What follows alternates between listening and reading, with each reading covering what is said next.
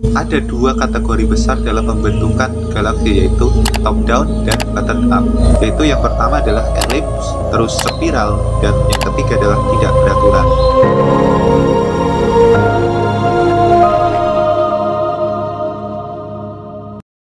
Guys, gak kerasa udah Desember aja, dan ini adalah bulan terakhir buat kita berada di tahun yang indah ini, dan kita bakalan melangkah di tahun depan, tahun 2023. Gimana, kalian udah siap buat ninggalin tahun ini? Oke guys, jadi di video kita kali ini kita bakalan ngebahas teori-teori tentang alam semesta gitu, yang mungkin banyak dari kalian yang belum tahu gitu.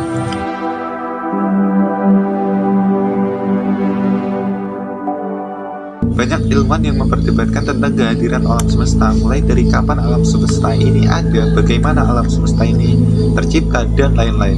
Bahkan, para ilmuwan itu punya teorinya masing-masing buat menjelaskan asal dari alam semesta ini. Salah satu teori yang diungkapkan pada abad ke-20 adalah teori ledakan besar, yang kita kenal sebagai teori Big Bang. Teori ini menyatakan kalau alam semesta itu tak terbatas, dan alam semesta tercipta karena adanya ledakan yang dahsyat.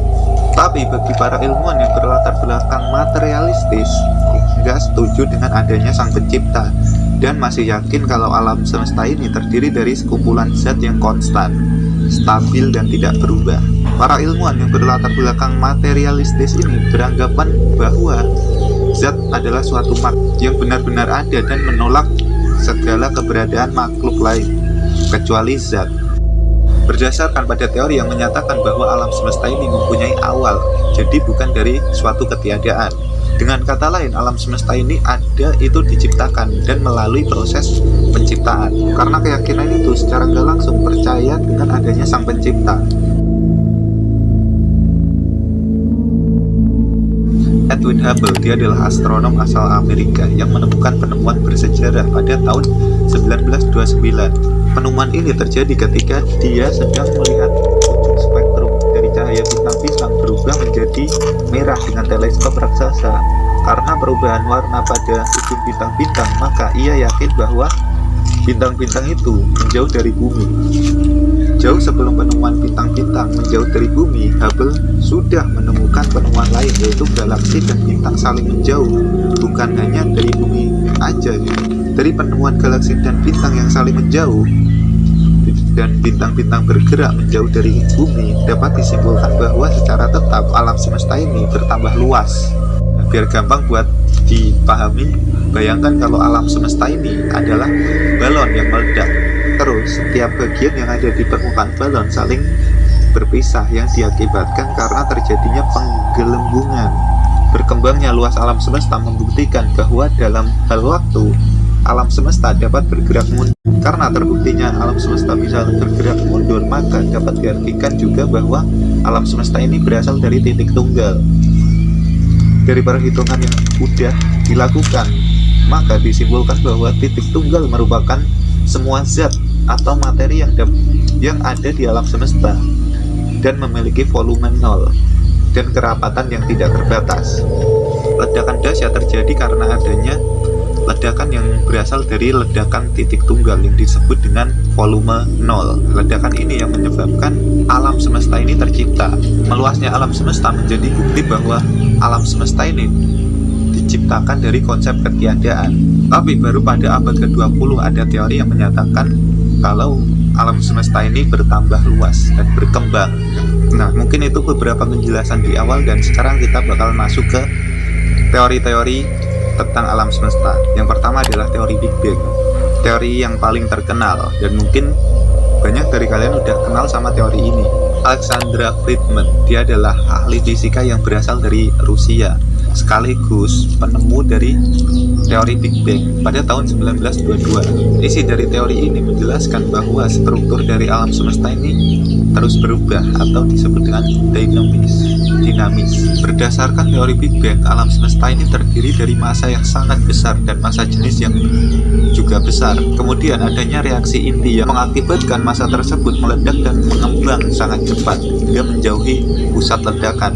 Ledakan dahsyat ini terjadi pada 13,7 miliar tahun lalu, yang itu udah lama banget. Lalu teori ini dikembangkan oleh Edwin Hubble. Menurut Hubble, pada awalnya bintang-bintang ini tuh berkumpul di satu titik massa yang disebut dengan volume nol. Tapi pada suatu waktu volume nol ini meledak dan mengembang. Nah, setelah terjadi ledakan dahsyat di volume nol, maka semua galaksi dan bintang-bintang mengalami pergeseran cahaya. Bintang-bintang mendekati spektrum merah. Dengan kata lain, pergeseran yang terjadi akibat ledakan dahsyat ini mengakibatkan bintang-bintang menjauh dari bumi dan perlahan-lahan saling menjauh satu sama lain. Tapi teori ini mendapatkan penolakan dari seorang ahli, yaitu Fred Hoyle. Nah, penolakan ini terjadi pada awal abad ke-20 saat Hoyle ini mencetuskan teori keadaan tetap. Hoyle melalui teori keadaan tetap menyatakan bahwa ukuran alam semesta tidak terbatas dan alam semesta tidak memiliki batas waktu dan akan ada sepanjang masa.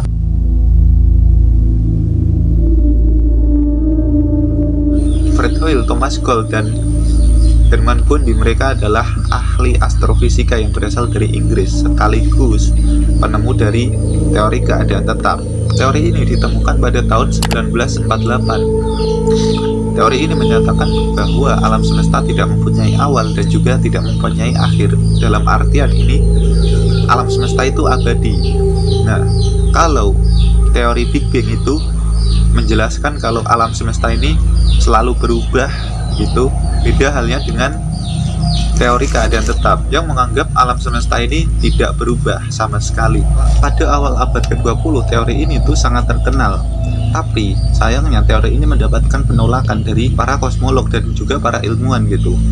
Penolakan ini terjadi karena adanya sebuah kebenaran yang berhubungan dengan teori Big Bang dan alam semesta itu punya batas waktu gitu.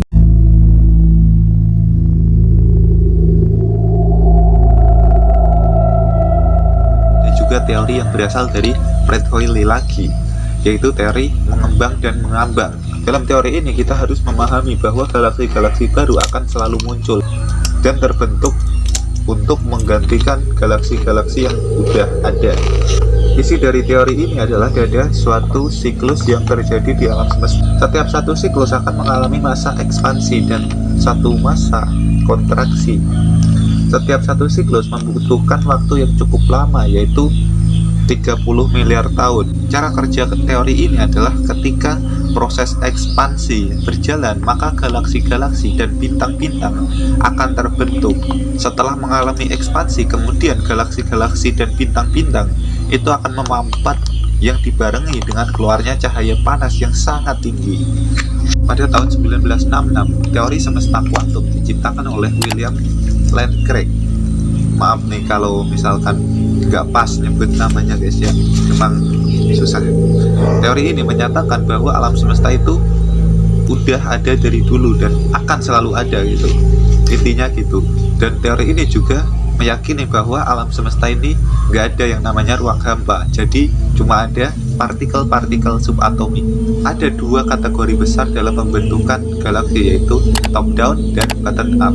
Teori top down adalah teori pembentukan galaksi yang berasal dari benda langit yang memiliki unsur protogalaksi.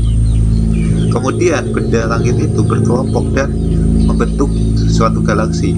Tapi kalau bottom up, bintang-bintang itu mendekat terus menggabung dalam suatu wilayah itu dan akhirnya jadi galaksi gitu. Nah, ada 3 jenis galaksi yang ada di alam semesta yang umum, yaitu yang pertama adalah elips, terus spiral, dan yang ketiga adalah tidak beraturan.